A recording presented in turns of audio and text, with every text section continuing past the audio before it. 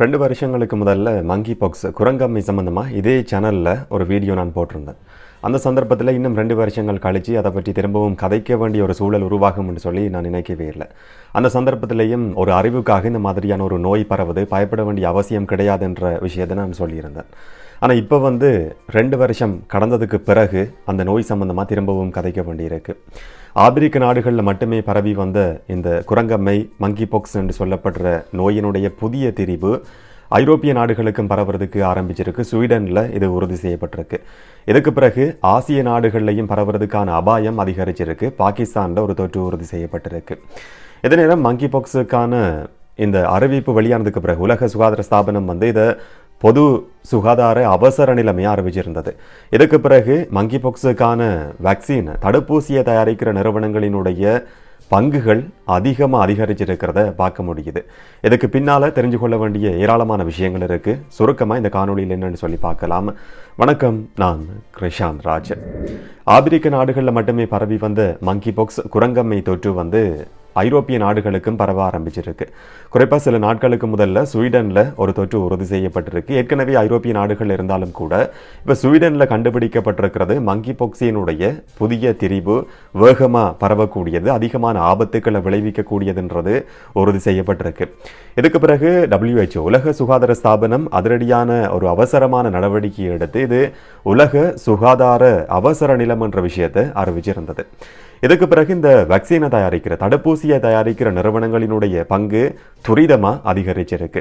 ஸ்வீடனை சேர்ந்த டென்மார்க்கை சேர்ந்த ஒரு நிறுவனத்தினுடைய பங்கு ஒரு நாளில் மட்டும் 14% அதிகரிச்சிருக்கு. கடந்த 5 நாட்களில் மட்டும் அந்த நிறுவனத்தினுடைய பங்கு 40% அதிகரிச்சிருக்கிறதா செய்திகள் வெளியாகியிருக்கு.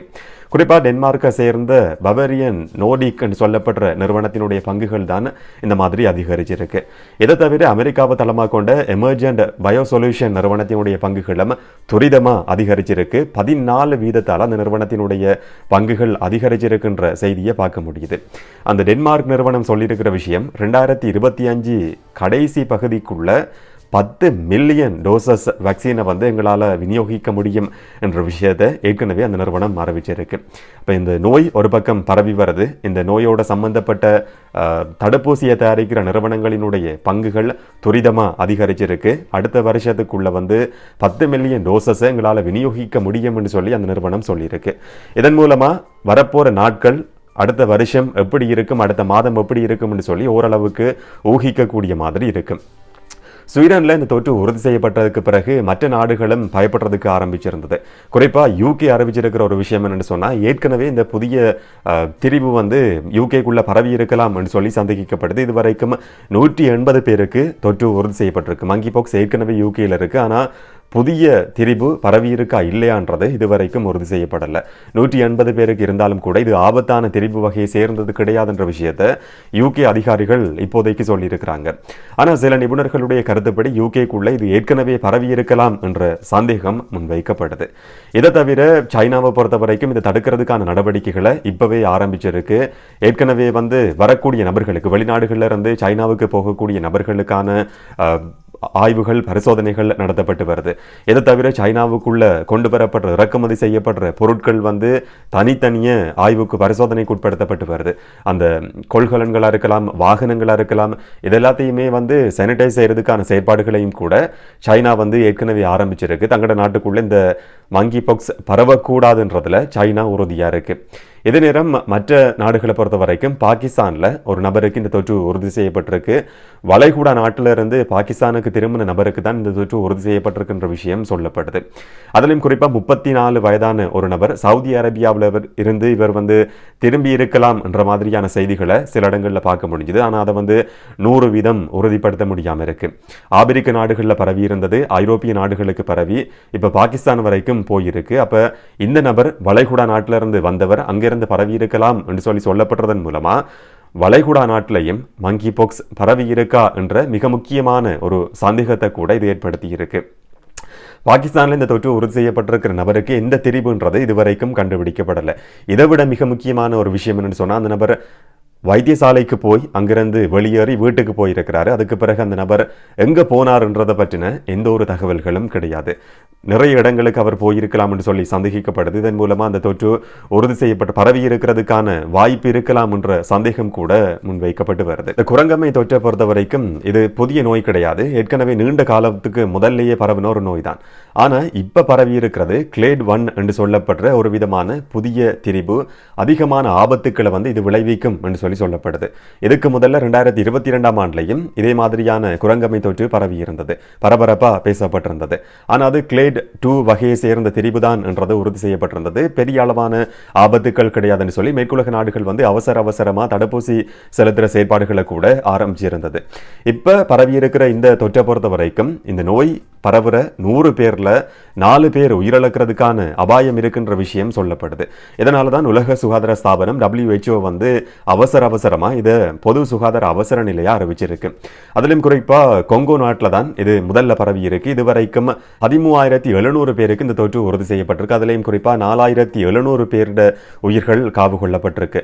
மொத்தமா பார்க்குற நேரத்தில் போன வருஷத்துல போன வருஷத்தோட ஒப்புற நேரத்தில் 160% அதிகரிப்புன்னு சொல்லப்படுது. இது பரவுற வீதம். உயிரிழப்பு வீதத்தை பொறுத்த வரைக்கும் 19% அதிகரிப்பு ஏற்பட்டிருக்கிறதா சொல்லப்படுது. இதுவரைக்கும் 14,000 பேருக்கு இந்த தொற்று உறுதி செய்யப்பட்டிருக்கு. 524 மரணங்கள் பதிவாகி இருக்கு. ஆரம்பத்தில் விலங்குகள்கிட்ட இருந்து மனிதனுக்கு பரவுன மங்கி பாக்ஸ் இப்ப மனிதர்கள்ட்ட இருந்து மனிதர்களுக்கே பரவுறதுக்கு ஆரம்பிச்சிருக்கு. அதுலயும் இந்த புதிய திரிபு வகையை சேர்ந்தது இன்னும் வேகமா பரவுறதுக்கான வாய்ப்பு இருக்கு. உயிரிழப்பு வீதம் 10% அதிகரிக்கிறதுக்கான சந்தர்ப்பம் கூட இருக்குன்னு சொல்லி விஞ்ஞானிகள் சொல்றாங்க. அதிலும் குறிப்பா இந்த நோய் தொற்றை பொறுத்த வரைக்கும் அறிகுறிகள் தென்படுறதுக்கு கூட சில நாட்கள் ஆக முடியும். தலைவலி, காய்ச்சல், முதுகுவலி, மூட்டு வலி இந்த மாதிரியான நோய் அறிகுறிகள் இருக்கும் என்று சொல்லப்படுது.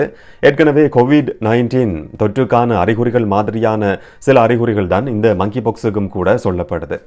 இதுலயும் குறிப்பா இன்னும் ஒரு மிக முக்கியமான விஷயம் என்னன்னு சொன்னா உடல் உறவு மூலமா இது பரவுறதுக்கான வாய்ப்பு இன்னும் அதிகரிச்சிருக்கு. இதனால ஒவ்வொரு நாடுகளுக்கு இடையிலையும் இது வேகமா பரவலாம் என்று சொல்லி எதிர்பார்க்கப்படுறதுக்கும் இதுவும் ஒரு காரணமா சொல்லப்படுது. என்னன்னு சொன்னா சில நாடுகள்ல பாலியல் தொழில்ன்றது சட்ட ரீதியான தொழிலா மாற்றப்பட்டிருக்கு. அப்ப இது இன்னும் வேகமா பரவுறதுக்கான வாய்ப்பு இருக்குன்னு சொல்லப்படுது. அதுலயும் குறிப்பா ஆண்களுக்கு இடையில இது இன்னும் வேகமா பரவ முடியும். ஒரு ஆணும் உடலுறவு கொள்ற சந்தர்ப்பத்திலையும் இது அதிகரிக்கிறதுக்கான வாய்ப்பு இருக்கு என்ற தகவலையும் கூட விஞ்ஞானிகள் வெளியிட்டிருக்கிறாங்க. இந்த நோயை பொறுத்த வரைக்கும் தழும்புகள் ஏற்படுறதுதான் மிக முக்கியமான விஷயம். முகத்திலேயா இருக்கலாம், கண்ணில், வாயில, காதல் என்று சொல்லி பொக்களங்கள் ஏற்பட்டு அது வெடிச்சு மற்ற இடங்களுக்கும் பரவ முடியும். வாய்க்குள்ள, காதுக்குள்ள, கண்ணில் கூட இந்த மாதிரியான அருவருப்பான பொக்களங்கள் உருவாக முடியும். பார்க்கவே முடியாத மாதிரியான சில புகைப்படங்கள் கூட வெளியாகி இருக்கு. இந்த மாதிரி ஆபத்தான ஒரு நோய் என்றது 100% உறுதியாகி இருக்கு. இது மற்றவர்களுக்கும் பரவுறதுக்கான வாய்ப்பு இருக்கு. ஒரு நோய் தொற்றுக்குள்ளான நபரை தொடர்றதன் மூலமாவோ, அவருக்கு பக்கத்தில் இருக்கிறதன் மூலமாவோ, இல்லாட்டி அவருக்கு பக்கத்துல இருந்து நாங்கள் சுவாசிக்கிறதன் மூலமா கூட மங்கி பாக்ஸ் எங்களுக்கு பரவுறதுக்கான வாய்ப்பு இருக்கு. நோய் தொற்று உருவான ஒருவருடைய ஆடைகளை தொடர்றதன் மூலமா கூட இது பரவ முடியும் என்றது மிக முக்கியமான இன்னும் ஒரு விஷயமா சொல்லப்படுது. மங்கி பாக்ஸ் குணமடைஞ்சாலும் கூட இதனுடைய தாக்கம்ன்றது நீண்ட நாட்களுக்கு இருக்கு. அதுலயும் குறிப்பா அந்த பொக்களங்கள் வெடிச்சு காயமாகி முகத்தில் அந்த தழும்புகள் மாற்றமடையாத விதத்தில் அப்படியே இருக்கும் என்ற மாதிரியான விஷயம் தான் இப்போ விஞ்ஞானிகளால் சொல்லப்படுது. இந்த மங்கி பாக்ஸை பொறுத்த வரைக்கும் இதுக்கான சிகிச்சை முறை என்று சொல்லி எதுவுமே கிடையாதுன்றது மிக முக்கியமான ஒரு விஷயம்.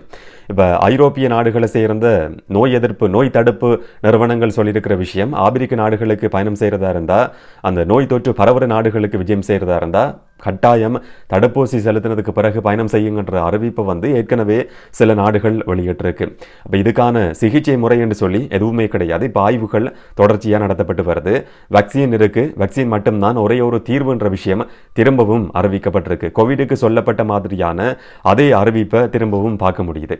2022 இது மற்ற நாடுகளுக்கு பரவனதுக்கு பிறகு, ஆப்பிரிக்காவுக்கு வெளியில பரவனதுக்கு பிறகும் கூட மேற்குலக நாடுகள் வேக்சினை பயன்படுத்துறதுக்கு ஆரம்பிச்சிருந்தது. ஆனால் இந்த ஆப்பிரிக்க நாடுகளை பொறுத்த வரைக்கும், இல்லாட்டி வறுமையான நாடுகளை பொறுத்த வரைக்கும் இந்த வேக்சினை பெற்றுக்கொள்றதுன்றது சாதாரணமான ஒரு விஷயம் கிடையாது. இப்போ வேக்சினுடைய தயாரிப்புன்றது துரிதமாக அதிகரிக்கப்பட்டிருக்கின்ற தகவலையும் பார்க்க முடியுது.